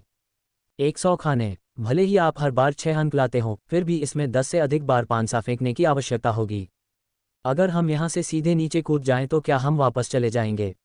नव्या ने मुड़कर शौर्यवर्धन से पूछा। उद्धरण चिन्ह, ये बहुत ज्यादा है, मैं वापस जा रही हूँ, नव्या ने सख्त चेहरे के साथ कहा, चट्टान के किनारे की ओर बढ़ते हुए। लेकिन कुछ कदम चलने के बाद वह वापस लौट आए। उसकी कुंठाओं को देखकर शौर्यवर्धन थोड़ा मुस्कुराए बिना नहीं रह सके। उफ, कोई बात नहीं, जब मैं यहाँ आ ही गई हूँ तो मुझे कोशिश करनी ही चाहिए। नव्या निराश होकर वहां गई, जमीन से पांसा उठाया और उसे एक तरफ उछाल दिया। टिंक, पांसा लंबे समय तक घूमता रहा और फिर रुक गया, और केवल एक लाल बिंदु देखकर नव्या ने निराशा में विलाप किया। सचमुच, जाओ इसे फेंको। नव्या ने गुस्से में शौर्यवर्धन की ओर देखा और लूडो के खेल की अपनी सारी हताशा उन पर निकाल दी। शौर्यवर्धन ने शांति से पांसा उठाया, लेकिन फिर भी उसे ही सौंप दिया और समझाया, तुमने समूह वाला विकल्प चुना है, और तुम समूह की नेता हो, इसलिए तुम्हें पांसा फेंकना होगा। अगर मैं फेंकता हूं तो मैं केवल अकेले जा सकता हूं। नव्या ने गुस्से में इसे लिया और इसे एक तरफ उछाल दिया। 1 बार, 2 बार, 3 बार, 10 बार उछालने के बाद आखिरकार 5 अंक आया।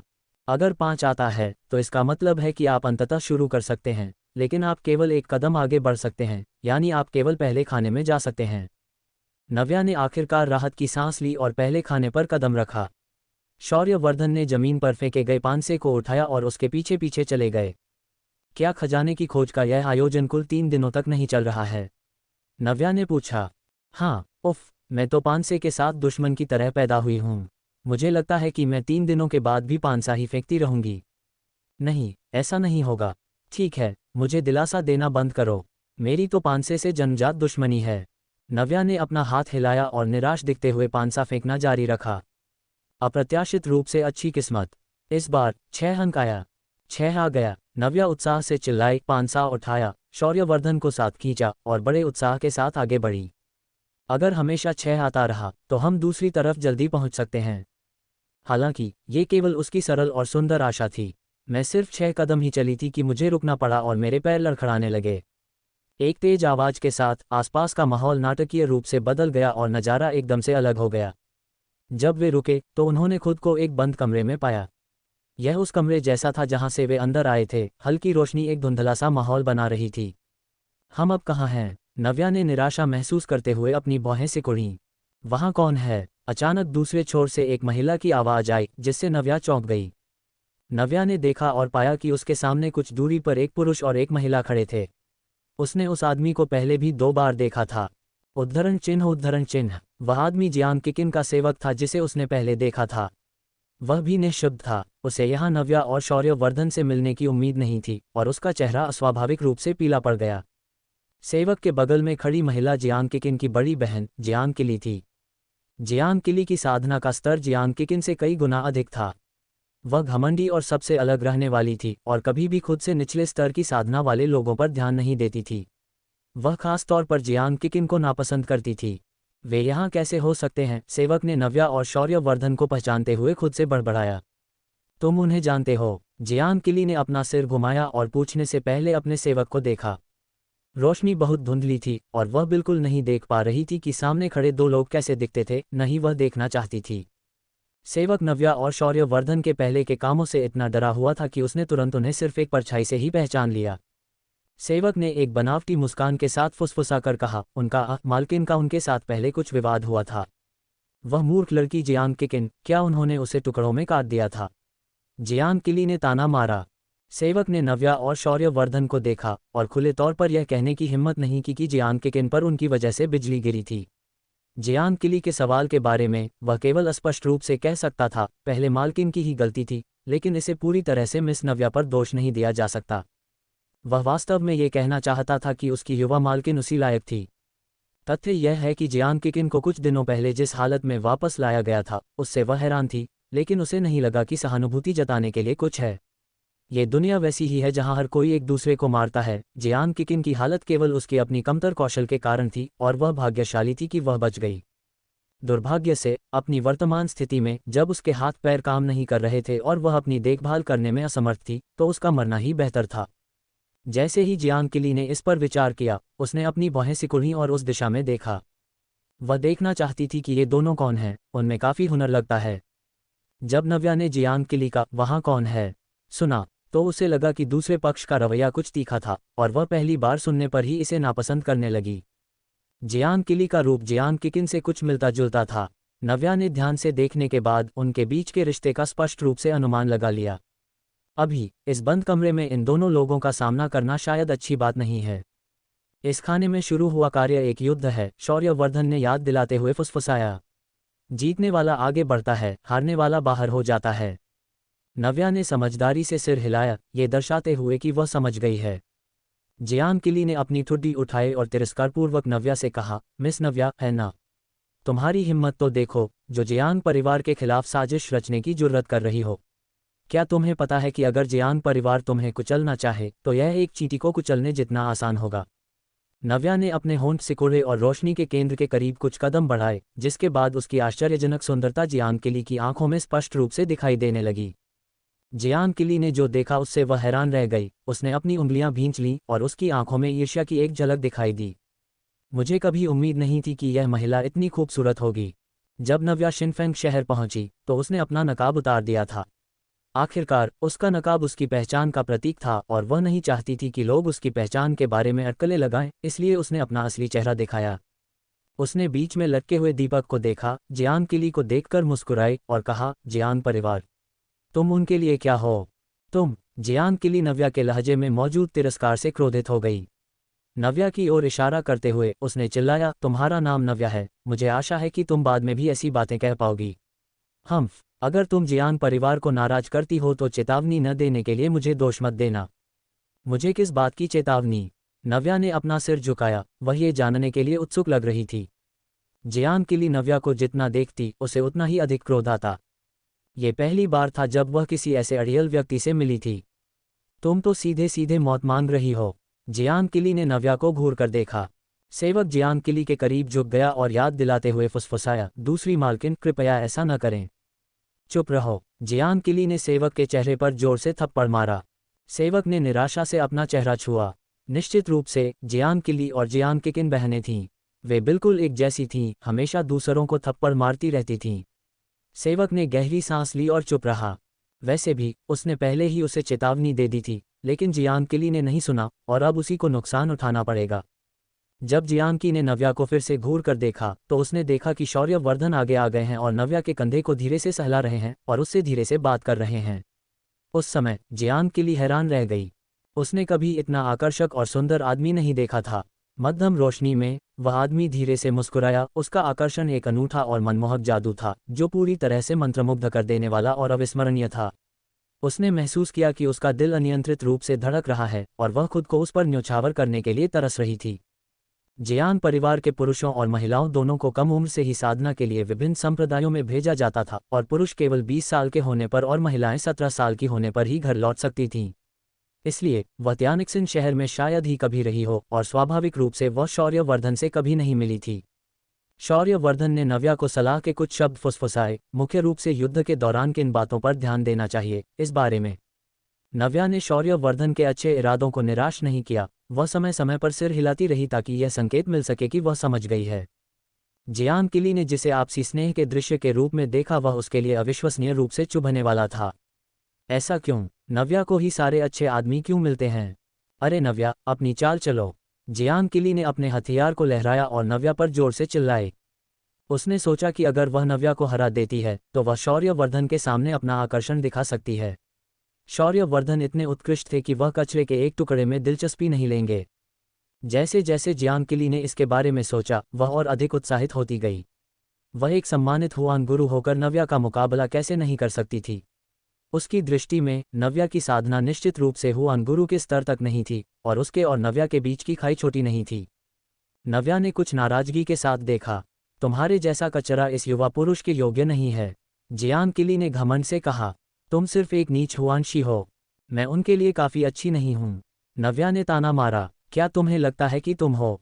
निश्चित रूप से मैं तुमसे बेहतर हूं, जियान किली ने आत्मविश्वास से कहा और वह शौर्यवर्धन को फिर से देखने से खुद को रोक नहीं पाए। नव्या को जियान किली की नज़रें बिल्कुल पसंद नहीं आईं। सटीक रूप से कहें तो उसे यह पसंद नहीं आया कि जियान किली शौर्यवर्धन पर बुरी नज़र डाल रही थी। क्या उसका आदमी कोई ऐसा व्यक्ति था जिसके बारे में जियान किली सपने में भी सोच सकती थी? मुझे आशा है कि तुम बाद में भी इतने आत्मविश्वास के साथ ये बातें कह पाओगी। नव्या ने उपहास किया, आगे की ओर झुकी और पहल की। शौर्यवर्धन की नज़रें नव्या पर टिकी रहीं। वे जियान किली की बातों से बिल्कुल भी प्रभावित नहीं हुए। उन्होंने कुछ कदम पीछे लिए, एक तरफ खड़े हो गए और ध्यान से नव्या की हर हरकत को देखने लगे। नव्या को पहल करते देख जियान किली ने तिरस्कारपूर्ण मुस्कान के साथ कहा, अपने इस कौशल के स्तर के साथ तुम मुंह पर चढ़ने की कोशिश करने की हिम्मत कर रही हो। मैं आगे बढ़ रही हूं। नव्या ने एक उज्ज्वल मुस्कान दी, एक पल के लिए रुकी, फिर से मुस्कुराई, तुम्हारा खात्मा करने के लिए। जियान किली ने हमले का सामना करने के लिए अपनी तलवार उठाई और नव्या पर सीधे वार किया। हालांकि उसके सामने वाला व्यक्ति अचानक गायब हो गया। वह कहाँ गई? जियान किली के दिल की धड़कन रुक सी गई। यह अजीब है, वह अभी ठीक मेरे सामने थी, पलक झपकते ही वह कैसे गायब हो गई? मैं यहाँ हूँ। जियान किली के पीछे से नव्या की चहकती हुई आवाज गूंज उठी। जियान किली भयभीत हो गई। वह तेजी से पलटी। नव्या की मुट्ठी उसकी ओर तेजी से आ रही थी, लेकिन आखिरी सेकंड में यह अचानक हथेली में बदल गई। तमाचा! एक जोरदार आवाज के साथ एक थप्पड़ पड़ा, जिससे जियान किली की चीख निकल गई। जियान किली को बिल्कुल अंदाजा नहीं था कि नव्या उसके पीछे कैसे पहुंची। वह पहले से ही काफी तेज थी, लेकिन उसकी तलवार नव्या की हरकतों से बहुत धीमी थी। नव्या लगभग पलक झपकते ही उसके पीछे पहुंच गई थी। उसकी गति अविश्वसनीय थी। जब तक वह मुड़ी, इससे पहले कि वह कुछ साफ देख पाती, उसके चेहरे पर एक जोरदार थप्पड़ पड़ चुका था। जियान किली के चेहरे पर जलन भरा दर्द दौड़ गया, जिसने उसके गुस्से को भड़का दिया। उसकी जिंदगी में ये पहली बार था जब उसे थप्पड़ मारा गया था। मैं तुम्हें मार डालूंगी। जियान किली ने अपनी खून से लाल आंखें खोलीं, अपनी तलवार फिर से उठाई और बिना किसी दया के नव्या पर वार किया। नव्या के पास पीछे हटने का समय नहीं था, इसलिए वह पीछे की ओर झुकी और बस जियान किली के हमले से बचने में कामयाब रही। जियान किली इतनी गुस्से में थी कि वह पागल हो गई, अपनी तलवार को बेतहाशा घुमाने और अंधाधुंध वार करने लगी, लेकिन हर वार खाली गया। कुछ देर बाद नव्या एक तरफ खड़ी हो गई और जियान किली को पागलों की तरह वार करते हुए देखकर निशब्द रह गई। जियान किली की पागलों वाली हालत देखकर सेवक ने अपना हाथ अपने माथे पर रख लिया। वह उसे देखने की हिम्मत नहीं जुटा पा रहा था। तभी ऊपर की रोशनी टिमटिमाई और फिर रोशनी की एक किरण नीचे चमकी। रोशनी जमीन पर पड़ी, जिससे एक अनूठा चक्र दिखाई दिया। शौर्यवर्धन आगे बढ़े, नव्या का हाथ पकड़ा और उस चक्र की ओर बढ़ गए। चक्र सक्रिय हो गया था, वे जीत गए थे। मत जाओ। जियान किली एक पागल औरत की तरह दौड़ी, लेकिन उसे पता चला कि उसका निशाना चूक गया था। नव्या और शौर्यवर्धन गायब हो गए और जियान किली मुंह के बल कीचड़ में गिर पड़ी। नजारा बदला और नव्या और शौर्यवर्धन पिछले हवाई पुल पर लौट आए। आगे बढ़ने के लिए उन्हें अभी भी पांसा फेंकना था। नव्या ने लापरवाही से पानसा फेंका और एक और 6 आ गया। क्या मैं कोई सपना देख रही हूँ? नव्या ने अपनी आंखें मलीं। उसकी किस्मत आज बहुत अच्छी थी। वह लगभग कभी 6 नहीं ला पाती थी, लेकिन उसने लगातार 2 बार 6 अंक प्राप्त किए।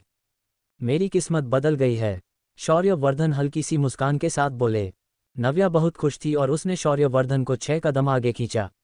जैसे ही वे रुके, एक कार्य शुरू हो गया। इस बार यह कोई युद्ध नहीं था। उनके चारों ओर अनगिनत तारे उदय हुए।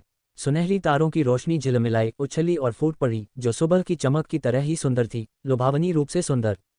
नव्या खुशी से देखने लगी, उत्सुकता से यह अनुमान लगाते हुए कि किस तरह का कार्य शुरू होगा। इसके तुरंत बाद तारों की रोशनी हवा में शब्दों के 2 स्तंभों में बदल गई। बधाई हो, इनाम सक्रिय हो गया है। 20 कदम आगे बढ़ें। नव्या सन्न रह गई। यह इससे ज़्यादा अद्भुत नहीं हो सकता था। क्या मैं सही देख रही हूँ? क्या मैं सचमुच सही देख रही हूँ? नव्या ने शौर्यवर्धन की आस्तीन पकड़ ली, उसे खुशी से हिलाते हुए पूछा। शौर्यवर्धन ने मुस्कुराते हुए कहा, यह कोई भ्रम नहीं है, ये सच है। चलो चलते हैं, चलो चलते हैं। 20 कदम, 20 कदम। नव्या ने उत्साह से शौर्यवर्धन को खींचा और 20 कदम कूद गई। अगर आपको हर बार 20 कदम का इनाम मिलता है, तो क्या आप केवल 4 या 5 बार में ही खत्म नहीं कर लेंगे? जब वह रुकी, तो नव्या ने फिर से पानसा फेंका। अजीब बात है, उसे फिर से 6 अंक मिला। 6 कदमों के बाद कोई कार्य शुरू नहीं हुआ, लेकिन फिर उसने दोबारा 6 अंक प्राप्त किया और इस बार जो कार्य शुरू हुआ वह ये था कि एक खजाने का संदूक प्रकट हुआ। नव्या खजाने के संदूक को घूरने लगी, गहरी सोच में अपनी बाहें सिकोड़ते हुए। लगातार 4 बार 6 अंक, ये कुछ ज्यादा ही असाधारण था। जैसे ही नव्या ने इस पर विचार किया, वह अपना सिर घुमाकर शौर्यवर्धन को देखे बिना नहीं रह सकी। शौर्यवर्धन उसकी नज़रों से थोड़ा भ्रमित हो गए और धीमी आवाज में पूछा, क्या हुआ? क्या ये तुमने किया? नव्या ने उसे घूर कर देखा और कहा, क्या तुमने मेरे लिए सब कुछ आसान बनाने के लिए कुछ किया है? शौर्यवर्धन ने दूसरी ओर देखा और केवल इतना कहा, क्या यह अच्छी बात नहीं है कि सब कुछ आसानी से हो जाए? उद्धरण चिन्ह, उद्धरण चिन्ह। नव्या के चेहरे पर मुझे पता था वाला भाव था और वह निशब्द रह गई। वह जानती थी कि वह इतनी भाग्यशाली नहीं हो सकती कि लगातार 6 अंक ला सके। 200 लोगों और ऐसे 100 हवाई पुलों के साथ केवल लगभग 10 समूह या व्यक्ति ही सफलतापूर्वक पार कर पाएंगे, शौर्यवर्धन ने समझाया। अगर तुम यहाँ खेलना जारी रखना चाहती हो तो तुम अलग अलग अंक ला सकती हो। बिल्कुल नहीं, नव्या ने तुरंत अपना सिर हिलाया। चलो 6 ही लाते हैं। ये बहुत अच्छा रहेगा, हम जल्द ही दूसरी तरफ होंगे। मेरी किस्मत बहुत खराब है, अगर तुम इसे 6 में नहीं बदलोगे तो मुझे लगता है कि हम जीवन भर के लिए यहीं फंस जाएंगे। मैं बिल्कुल यही चाहता था, शौर्यवर्धन ने मुस्कुराते हुए कहा। तुम्हारे साथ रहते हुए अगर मैं जीवन भर के लिए भी यहीं फंस जाऊं तो भी मुझे खुशी होगी। नव्या ने उसे तिरस्कारपूर्ण नज़र से देखा। जाओ, यहीं रहो और बंद रहो। नव्या ने मुंह बनाया और अपने आप खजाने का संदूक खोला। खजाने के संदूक से नीली रोशनी की एक किरण चमकी, जिसके अंदर एक फिरोजा रत्न दिखाई दिया। एक रत्न। नव्या ने अपना हाथ बढ़ाया और रत्न को बाहर निकाला, अपनी हथेली में उसका ध्यान से निरीक्षण किया। इसे रख लो, हमले की शक्ति बढ़ाने के लिए तुम इसे अपने हथियार में जड़ सकती हो, शौर्यवर्धन ने समझाया। ये लो। नव्या ने इसे लापरवाही से शौर्यवर्धन की ओर उछाल दिया। वैसे भी उसे हथियार बनाना नहीं आता था, इसलिए उसके लिए ये किसी काम का नहीं था। रत्न फेंकने के बाद नव्या ने पानसा फेंकना जारी रखा। शौर्यवर्धन ने खेल में धांधली की थी, पानसे पर हमेशा 6 अंक ही आते थे और इतना ही नहीं, क्योंकि जब खानों में कार्य शुरू होते थे तो वे सभी बिना किसी नकारात्मक प्रभाव के लाभ ही देते थे। यह एहसास बस अद्भुत था। वे लगातार 6 अंक लाते रहे और कुछ ही देर में नव्या और शौर्यवर्धन सफलतापूर्वक दूसरी ओर पहुंच गए। इस दौरान नीलम प्राप्त करने के अलावा उसे एक गोली का नुस्खा भी मिला। हवाई पुल छोड़ने के बाद उनके सामने एक छोटा स्थानांतरण चक्र दिखाई दिया। अब हम कहाँ जा रहे हैं? नव्या ने पूछा। अखाड़े के मुख्य कक्ष में। सभी खजाने के संदूक अखाड़े के मुख्य कक्ष में रखे गए हैं और उनके लिए अंतिम लड़ाई वहीं होगी। नव्या अपने उत्साह को रोक नहीं पा रही थी और लगभग अधीर हो चुकी थी। इतने समय के बाद जियांग किली और उसके सेवक से मिलने के अलावा मैंने एक भी परिंदा नहीं देखा है। ये बहुत निराशाजनक है। नव्या शौर्यवर्धन को स्थानांतरण चक्र में खींचने के लिए और इंतजार नहीं कर सकती थी, जिसने उन्हें सीधे अखाड़े के मुख्य कक्ष में पहुंचा दिया। अखाड़े का मुख्य कक्ष गंभीर और प्रभावशाली था। इसकी पत्थर नीली दीवारों और फर्श के साथ यह एक कठोर वातावरण का एहसास करा रहा था। कक्ष के बीच में 5 खजाने के संदूक बड़े करीने से रखे गए थे, जबकि उनके चारों ओर एक अराजक लड़ाई छिड़ी हुई थी। वर्तमान में दर्जनों लोग आ चुके थे और खजाने के संदूक पर कब्जा करने के लिए उन्होंने बिना कुछ कहे लड़ना शुरू कर दिया था, जिससे वहां अफरा तफरी मच गई थी। नव्या काफी देर तक किनारे पर खड़ी रही, फिर शौर्यवर्धन की ओर मुड़ी और पूछा, क्या उन्होंने नहीं कहा था कि 20 खजाने के संदूक थे? 3 अखाड़े कक्षों में से प्रत्येक में 5 खजाने के संदूक हैं और बचे हुए 5 चुनौती क्षेत्र के खानों में बेतरतीब ढंग से बिखरे हुए हैं। नव्या फिर से सन्न रह गई। उसने अपनी उंगलियों पर गिना और महसूस किया कि जब वह आ रही थी तो उसने 2 खजाने के संदूक खोले थे, उसने बचे हुए 5 में से 2 खुद ही ले लिए थे। क्या अविश्वसनीय किस्मत है! क्या ऐसा हो सकता है? नव्या ने अपना सिर झुकाते हुए पूछा कि पहले खजाने के संदूक का मिलना भी तुम्हारी ही मेहरबानी थी, है ना? मैंने केवल 500 का अंक बदला था, बाकी का मुझसे कोई लेना देना नहीं है। नव्या मुस्कुराए बिना नहीं रह सकी। ठीक है, मैं बस यही कहूंगी कि मैं अविश्वसनीय रूप से भाग्यशाली थी। शौर्यवर्धन धीरे से हंसे, उनकी आंखें प्यार से भरी थीं। क्या हमें आगे बढ़ना चाहिए? नव्या ने आगे की अराजक लड़ाई को देखा और खुद को आजमाने के लिए उत्सुक महसूस करने से नहीं रोक पाए। इससे पहले कि शौर्यवर्धन जवाब दे पाते, नव्या ने किसी को उसे पुकारते हुए सुना, मिस नव्या। नव्या पीछे मुड़ी और उसने गोंगजियुक और गोंगजू को देखा। वे लोग केवल इसी समय जांच बिंदु को पार करने और अखाड़े के मुख्य कक्ष में प्रवेश करने में कामयाब हुए थे। गोंगजियुक का चेहरा आश्चर्य से भरा था। वह वास्तव में नव्या को देखकर हैरान था। दूसरी ओर गोंगजू शांत रहे और केवल अभिवादन के रूप में अपना सिर हिलाया। उन्हें भी नव्या और शौर्यवर्धन को इतनी जल्दी फिर से देखने की उम्मीद नहीं थी। युवा मालिक जियुक, चौथे मालिक गोंग, नव्या ने विनम्रता से अभिवादन किया। उन दोनों ने उसकी मदद की थी, इसलिए भले ही वह गोंगजू को नापसंद करती थी, फिर भी उसे ऊपरी तौर पर उसके साथ विनम्र रहना पड़ा। मिस नव्या, आपसे यहाँ मिलकर बहुत आश्चर्य हुआ। गोंगजियुक बहुत खुश था और उसने नव्या के बगल में खड़े शौर्यवर्धन को पूरी तरह से नज़रअंदाज कर दिया, नव्या के साथ बातचीत करने की पहल की। नव्या उसके जरूरत से ज्यादा परिचित व्यवहार से थोड़ी भ्रमित थी। उसने एक बनावटी मुस्कान दी, ये थोड़ा आश्चर्यजनक था। फिर गोंगजियुक को नज़रअंदाज करते हुए वह आगे की अराजक लड़ाई को देखने के लिए मुड़ी। वह संदूक हथियाने जा रही थी। मैं संदूक हथियाने जा रही हूँ। तुम यहाँ मेरा इंतजार करना और मेरी मदद मत करना। जाने से पहले नव्या ने गंभीरता से शौर्यवर्धन को चेतावनी दी। शौर्यवर्धन हंसे और उन्होंने सिर हिलाया। नव्या तब खुशी से चहक उठी और मुस्कुराते हुए बोली, ये हुई ना बात। मेरे वापस आने का इंतजार करो। लाचार होकर शौर्यवर्धन केवल नव्या को अखाड़े के ऊंचे मंच पर धावा बोलते हुए देख सकते थे। गोंगजियुक को नव्या से कुछ और कहने का समय ही नहीं मिला और उसने उसे पूरी तरह से छोड़ दिया। उसे बहुत निराशा हुई, लेकिन वह कुछ नहीं कर सकता था। चौथे चाचा, मैं भी संदूक छीनने जा रहा हूँ। गोंगजियुक ने गोंगजू को पुकारा और नव्या के पीछे भागा। गोंगजू उसे रोकना चाहते थे, लेकिन बहुत देर हो चुकी थी। वह निःशब्द रह गए और मुड़कर शौर्यवर्धन को देखने लगे। शौर्यवर्धन की आंखों में नाराजगी की एक झलक दिखाई दी। गोंगजू ने एक गहरी सांस ली, शौर्यवर्धन की ओर मुड़े और कहा, राजकुमार, कृपया निश्चिंत रहें, जियुक का मिस नव्या के प्रति कोई बुरा इरादा नहीं है। कृपया उसे क्षमा करें। क्षमा कर दूं? शौर्यवर्धन की आवाज़ और ठंडी हो गई। यदि किसी अन्य व्यक्ति की तुम्हारी पत्नी पर बुरी नज़र होती तो तुम क्या करते? गोंगजू का गला रुंध गया, उनके होंठ थोड़े फड़फड़ाए और उन्होंने कहा, मैं अभी विवाहित नहीं हूँ। इसका अर्थ ये था कि वह उस भावना को नहीं समझते थे जिसके बारे में शौर्यवर्धन बात कर रहे थे। तो शौर्यवर्धन ने अपनी भौहें उठाईं, उनकी आंखें खतरे से भरी थीं। गोंगजू ने अभूतपूर्व दबाव महसूस किया और वह वास्तव में गोंगजियुक के लिए चिंतित थे। राजकुमार, कृपया निश्चिंत रहें कि कार्यक्रम के बाद मैं निश्चित रूप से अपने भतीजे को कड़ी सजा दूंगा। गोंगजू अपनी सीमाएं जानते थे और वह गोंगजियुक को शौर्यवर्धन का अपमान करने की अनुमति बिल्कुल नहीं दे सकते थे। ठीक है, कार्यक्रम समाप्त होने के बाद हम शायद एक दूसरे को फिर कभी नहीं देखेंगे। शौर्यवर्धन ने अपनी भौहें उठाईं, उनका रवैया बेपरवाह था।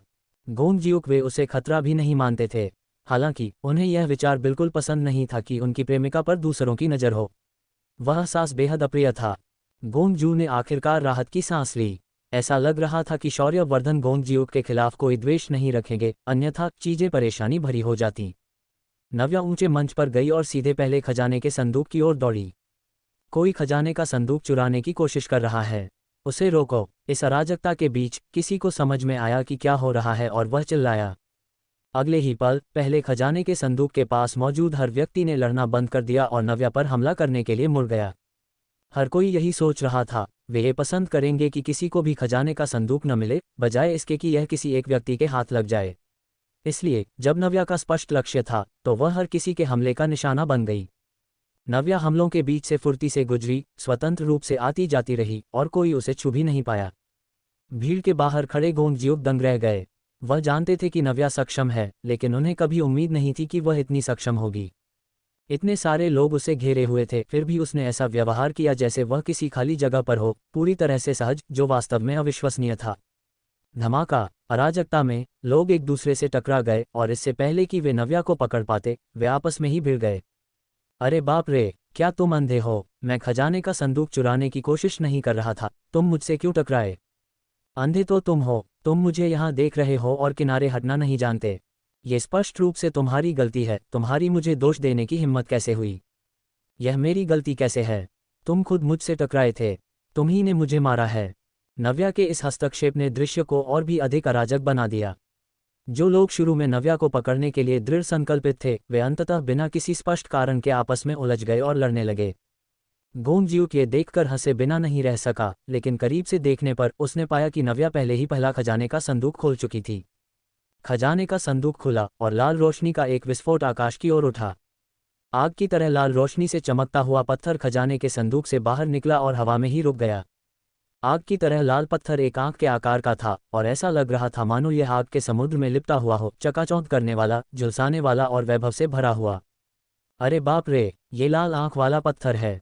भीड़ से आश्चर्य की आह निकल पड़ी। लाल आंख वाला पत्थर एक 9वें स्तर का रत्न है।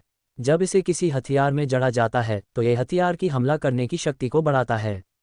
जब इसे कवच में जड़ा जाता है तो यह कवच की रक्षा को बढ़ाता है। ध्यान रखें कि कुल मिलाकर केवल 10 स्तर के रत्न होते हैं। 9वें स्तर से ऊपर की किसी भी चीज को एक प्राचीन दिव्य पत्थर माना जाता है, जो महाद्वीप पर लगभग विलुप्त हो चुका है। इस छोटे से अखाड़े में 9वें स्तर के रत्न की उपस्थिति से भीड़ का पागल होना तय है। जल्दी जाकर उसे पकड़ो, एक व्यक्ति चिल्लाया और बाकी लोग आगे बढ़े। जो लोग लड़ रहे थे वे रुक गए और रत्नों को पकड़ने के लिए चले गए। उद्धरण चिन्ह, उद्धरण चिन्ह। नव्या को मजा भी आ रहा था और वह निराश भी थी। लाल आंख वाले पत्थर में मानो आंखें थीं। इतने सारे लोगों को अपनी ओर आते देख यह उछला और भाग गया।